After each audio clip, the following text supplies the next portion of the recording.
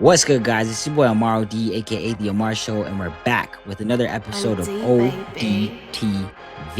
All right, so we got an interesting video here called Five Guys: How $24 Burgers Bankrupt a $3.4 billion Dream. Damn, crazy. Have you guys been to Five Guys? I've been to Five Guys seldomly because they're mad expensive. I'm not gonna lie. I remember my experience. I've literally been there like only handful of times. I don't think you can count it with more than one hand. But I remember when I was there and I first found out like you got to pay for the fries separate from the burgers. I'm like, what? I remember. So I was like, yo, give me the fries, yo, because it's just a combo made in heaven. Burgers, fries. You know what I mean? They go hand in hand. A, B, 1, 2. You know? Yeah. So, anyways, Kobe, Shaq. But yeah, I remember that happened, and I remember my bill was crazy when they gave me how much I owed them. It was like around like $30 almost. Crazy. I'm in Canada, by the way, so our prices are a lot higher. If you're watching this in the States, our prices are a lot higher than you just after the conversion, all that stuff. You know what I mean? So I remember that. I'm like, for a burger, fries, that's crazy. Still paid it. It tasted all right, but for that much of a markup, I'm not too sure, you know? For the fries, they gave you hella fries, though. That's the thing. So is it worth it? You let me know. Did it taste good? Yeah, it did. In terms of the weight, in terms of how much it costed and all that stuff, was a bit much. But that's my experience. Before I ramble for too long, let's get straight into the video. All right, so stay tuned. In 2009, the president bought burgers at this restaurant for his staff. In 2024, a single meal went viral as the receipt people couldn't believe. Look at that, man. See, cheeseburger, $12. Little fries is $5.19. Jesus. And look at that final bill, $24.10 for a burger and fries. Jeez. Just cost of living these days is absurd. It's getting to be a lot, you know? And for me, my main question is when is going to be when? Because I feel like we can't continue down this path for too much longer before things become unrealistic, you know? And once they get unrealistic, people start to react in certain types of ways. So it's like, I wonder when that tipping point is going to be, and I'm very concerned because how far can the public go in these type of conditions before everyone's like, yo, we need to change and we need to change now. If you're not going to listen, then like we're going to get you out the way. You know what I mean? So it's just like that. That's always on my mind, but who knows, you know? You can't predict the future. And these past 5 years is a testament to that. I would have never predicted a lot of the stuff that's happened over these past 5 years. It's been a crazy time since after COVID. Post-COVID has been wild. What a time to be alive, man. $4 for one burger, one small fry, one soda. The photo hit 25 million views, and a chain people genuinely loved became the face of everything that felt too expensive. Yeah. So how did the burger everyone loved become the one nobody can afford? The answer sits inside a single bag of fries, a promise made in 1986, and the moment the world got too poor to keep loving it. Jeez, more than you paid for. Five Guys began as a family bet. In the mid-1980s, Jerry and Janie Murrell sat their sons down and gave them a choice, college or a business with the family savings. The boys chose the business, and in 1986, a small carry-out burger shop opened in Arlington, Virginia. Jerry's promise was simple. It was all about quality of food. Okay. No freezers, with patties made from fresh ground beef and no fillers. Fries were hand-cut in-store and fried twice in high-quality peanut oil, which costs far more than the cheaper oils most chains. So what, they're like the Louis Vuitton of French fries and burgers? Reach for. No gimmicks, no decor, no clever marketing. Keep the menu small, use fresh and high-quality ingredients, and let consistency and word of mouth do the growing instead of advertising. Just make a great burger, done well enough that people come back. And the bag was overfilled on purpose. You were meant to walk out feeling you got more than you paid for. Okay, so see, yeah, that explains. I told you, they gave me like hella fries. And that feeling was the entire strategy. There was a second piece to the generosity, and it would matter later. The long list of toppings, ketchup, mustard, mayo, lettuce, tomato, pickles, grilled onions, mushrooms, jalapenos, came included in the burger price. You built whatever you wanted, and it was already paid for. It was about doing the basics extremely well and charging what that actually cost. It was a promise that a customer could taste and feel. That feeling did something no ad campaign could. Okay. It spread. You know what I've noticed? If you provide, beyond just the product itself, you have to provide a good experience because people are willing to pay for good experiences. So, in whatever industry, because look at it, this is an example of the food industry. I know in the festival industry, it's a thing as well. Obviously, the travel industry, it's a thing. You provide a good experience around your product, and people are willing to dish out all sorts of money for that. You know what I mean? So remember that if you're going to do anything, invest in the experience of it, especially when it's front facing and you have to deal with any type of clientele. Always make sure that experience is amazing. Five Guys spent almost nothing on advertising and let the customers sell it for them. The better burger people would drive past 3 other places to reach. Then the most famous customer in the country walked in. In May 2009, President Obama walked into a DC Here's where the price hike is, man. This is where the prices go hella up, I bet. location on camera and bought meals for his staff. And the clip ran on every news show in America. You couldn't buy that kind of advertising. The food backed up the hype. Zagat voters named it the best burger in America in its fast food survey, and the chain grew past 1,900 restaurants across roughly 29 countries by the mid-2020s. The menu stayed deliberately tiny. Burgers, dogs, fries, shakes, no rotating specials. I noticed with things that do this, where they, instead of being 100 different products that there are available to the public, when you could just perfect a handful of things and kind of curate not just the experience, but curate what's available and just do it amazingly well. That's where usually the money falls through. You know what I mean? No limited time stunts. Customers who piled on toppings got enormous value, while the people who ordered plain were effectively paying into the same generous system. Yeah. The whole experience was built to feel like a premium treat that somehow still came from a counter. At the peak, the bargain still read as pure generosity. The customer was winning, or at least it felt that way. So how did things change? Ooh, dun dun dun. Then the cost of keeping that promise started to climb. Fast. The company had one rule when costs rose: raise prices, but leave the portions and the ingredients alone. If the supplier triples the price, they pay triple, and then they increase the price of their product. That sounds noble, but it was also a corner the company had painted itself into. That sounds fair. You know what I mean? You keep it generous, you increase the price because maybe you started out with a certain price to enter the market and you slowly increase it because, especially when you first enter a market, your strategy is underprice, over deliver. That's what usually the route people go, just to show the value to people. And then as your name gets up there, you want to slowly increase the prices while still maintaining the quality and the value you give. A giant chain can quietly shave a patty, swap an oil, shrink a bun. Some customers might grumble, but most never notice anything. Yeah. Five Guys couldn't do that, so it had almost no room to cheapen the product without breaking the very thing people loved it for. Every cost increase had only one place to go: the customer's pockets.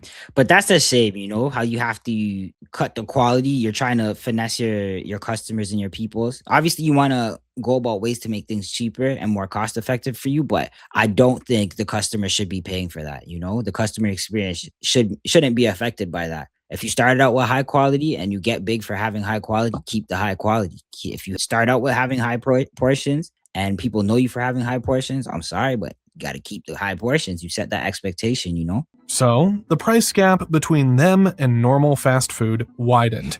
By 2024, the average Five Guys meal ran about $20.84. So they got undercut. That's basically what it is. Against under $14 at chains like Wendy's, Burger King. Well, to be honest, they were always expensive, no? Or did their prices just naturally soar to this? I swear they started around this area too, no? And then obviously the other people, we'll see. And McDonald's. Even a single patty bacon cheeseburger with fries averaged around $14.08 against $10.28 at Wendy's. It's that closer to casual dining than fast food.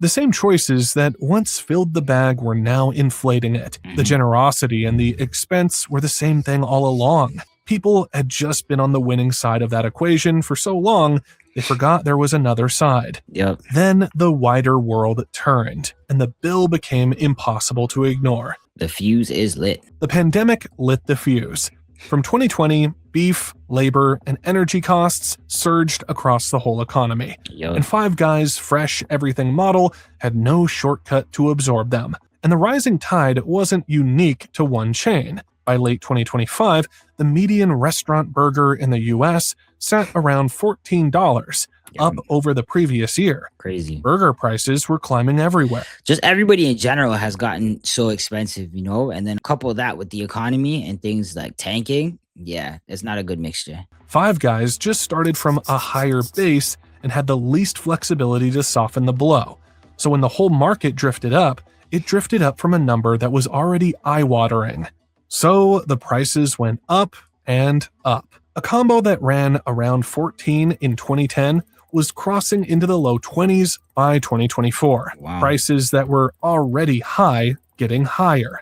And people kept paying. Yep, but there's only so far you could go with it before people start to notice. That is, until one of them hit post. In March 2024, an ex-user posted a $24.10 Five Guys receipt with 3 words, out of control. And the For real? question, $24 for one person. Yeah, that's nuts. What made it spread was that the poster wasn't even angry. And it's not like it's fast food, you know what I mean? So these, for that market, this is hella expensive. For like a sit down restaurant type vibe, you could charge these type of prices, you know, a sit down curated with a waiter, all that stuff, where it's like lounge seating and the experience, like alcohol's available, those type of things. You could charge this type of bills nothing. This is actually on the cheaper end, you know what I mean, for those type of experiences. But it's the market they're in fast food. It's burgers and fries. It's supposed to be convenient food, very fast food, like the name, you know what I mean? So when you're paying these type of prices for that, where you need something quick to eat and go, that's when it gets a bit sticky, you know? Like, I think they're forgetting what kind of market they're in. Their competitors are all, even though their competitors are getting expensive as well, as nowhere to this degree. You know what I mean? The account Wall Street Silver, now Wall Street Mav, framed it as plain bewilderment. Actually, I kind of want to go and see what that conversion looks like. So let's do it. Again, I'm from Canada, not from the US. So I'll show you what that conversion looks like. Let's do USD to CAD, USD to CAD. And I am in August of 2026 right now. So right now, if Five Guys combo is costing me $24.10. Yeah, see, I told you guys. Right here, it's saying $33.40. So $33.40 is what it'll cost me, that conversion. So basically $30, an over $30 burger and fries meal. That's what the Five Guys is. I remember when I seen that bill, I'm like, yo, this is a bit much. Obviously, I paid it, but because I wanted to see what they were saying. But yeah. Anyways, back to the video. They'd expected about $12 to $15 per person, and $22 without the tip just seemed to cross a line. The question the whole country was asking was, what is the right amount these days? The receipt gave that anxiety a face, and the face was a chain people actually liked. The coverage ran with it. Yeah. A Fox Business commentator called it highway robbery. And the Post, I haven't heard that term in a while.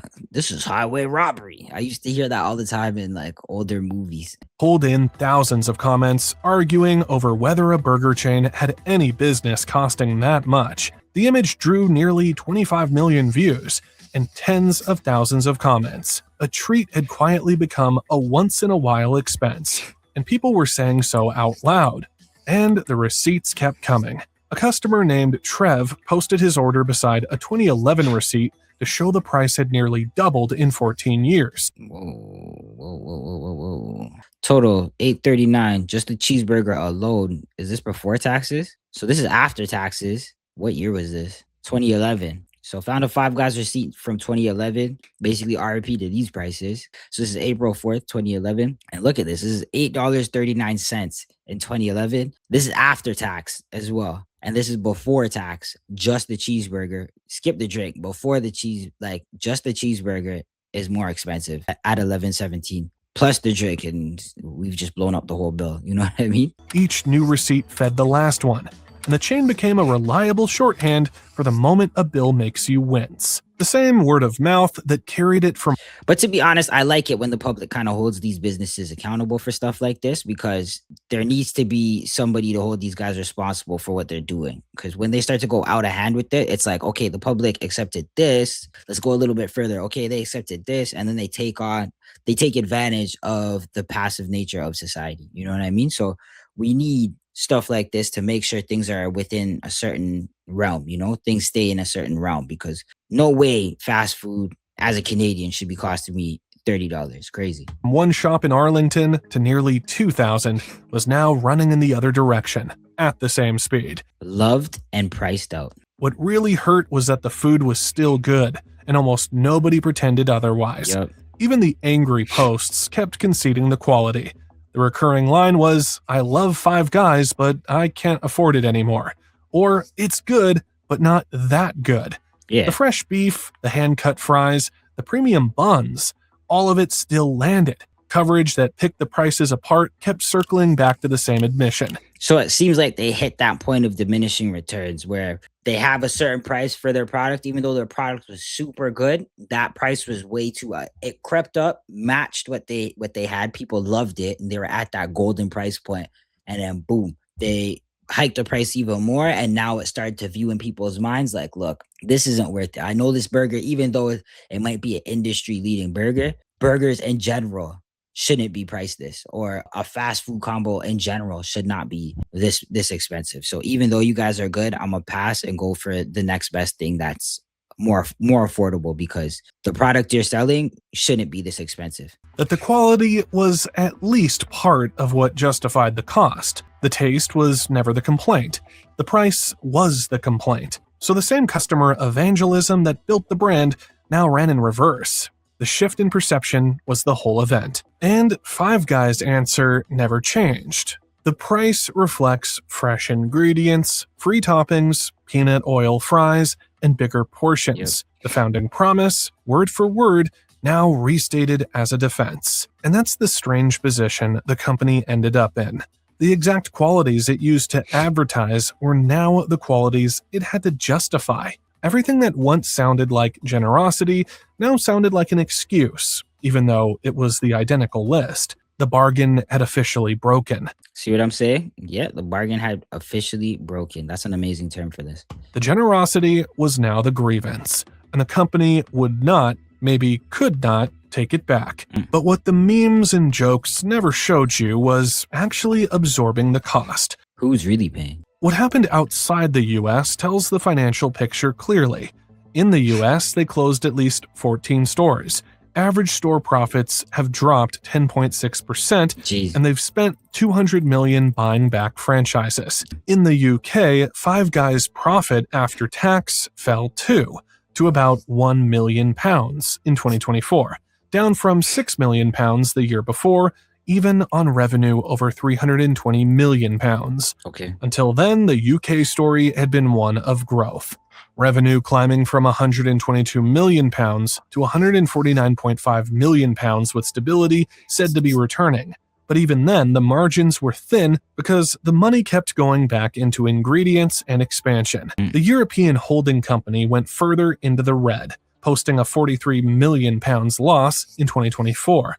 Driven partly by depreciation and non-cash charges, as the brand continued to expand its footprint. So this isn't a company quietly pocketing enormous margins behind the high prices. The high prices were the company trying to stand still on an escalator going the wrong way. And yet the company refused to flinch. Instead of retreating, Five Guys Europe secured £185 million in refinancing in July 2025 to keep expanding. It doubled down on the model that was being mocked across the internet. The viral receipts hadn't scared it into cutting a corner anywhere, and the promise still drew believers. Okay, so they did the strategy of doubling down instead of correcting course. You know what I mean? So we'll see how that pans out for them. With nearly 300 European sites and a potential valuation well over £500 million, serious investors still backed the brand even as customers winced at the till. One of the figures circling the European operation was Sir Charles Dunstone, whose investment vehicle was reported to be hunting a buyer for a stake in the business. But I feel like at this point, the market is starting to tell you, okay, there's a shift happening, even though it might not be happening full force right now. There's a tidal wave coming afterwards, because the customers are letting you know, like, yo, we're starting to pick up on what you guys are putting down and we don't like it. You know what I mean? So as time goes on, this is gonna spread and get bigger and bigger and bigger until people actually start making a move and being like, all right, Five Guys too expensive. Let's go somewhere else. You know what I mean? Yes, the market and the meme were looking at the same company and saying opposite things. To the internet, it was a punchline.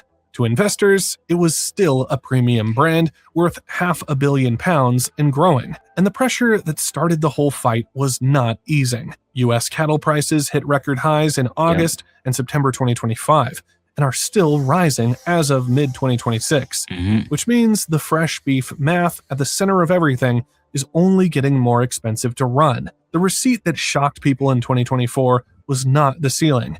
It was just a checkpoint on the way up, which leaves us with one uncomfortable truth. Five Guys never cheated anyone. The customer was paying at the counter and feeling robbed. The company was paying on the balance sheet and barely clearing a profit.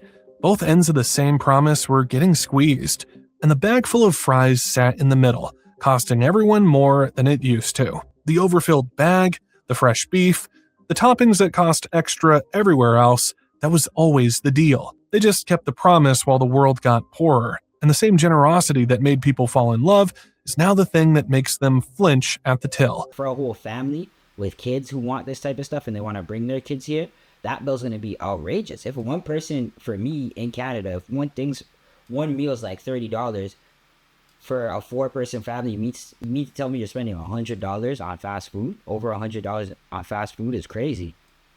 The burger didn't change, the receipt did, and nobody can quite forgive it for that. Yeah, okay. Amazing video. This was Five Guys, how $24 burgers bankrupt a $3.4 billion dream. And this was by Junk Bond Investors. So go check that out. Go check out more of his videos. You know what I mean? This was a great watch. I enjoyed this one. But yeah, with Five Guys, well, just in terms of the fast food industry in general, prices are getting pretty outrageous. So when is when? You know, like I was saying before, like I feel like there's going to be a tipping point, and what's going to happen at that tipping point, no one knows, but still it can't be good. You know, prices are getting too crazy right now, and even though in the media they try and tell you, oh, the economy is amazing right now, it's not.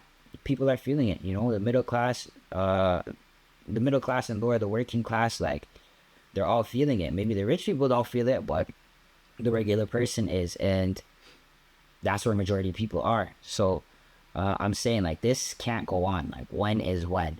All right, so that's all I gotta say for this video. You know, this has been another episode of ODTV.